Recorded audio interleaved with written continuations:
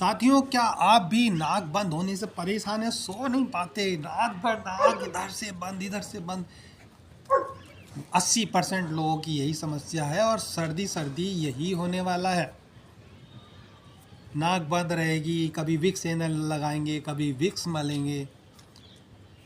थोड़ी देर Vicks anal काम करेगा, आधा घंटे बाद फिर नाक बंद होगी।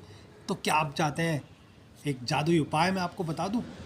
या तो आप प्राणायाम कीजिए, भस्त्रिका आसन कीजिए, ये समस्या ही नहीं होंगी। लेकिन हर कोई आसान नहीं कर पाएगा, तो उसके लिए मैं एक शॉर्टकट एक आपको बताता हूँ। आपके घर में रसोई में तिल का तेल ज़रूर होगा, अगर नहीं है तो तिल का तेल ले आइए। रात को सोते समय 2 बूंद तिल का तेल इस नोस्ट्रिल्स में, 2 बूंद इधर, 2-2 बूंद नाक में डाल लीजिए और अच्छे से नाक के ऊपर तेल लगा लीजिए।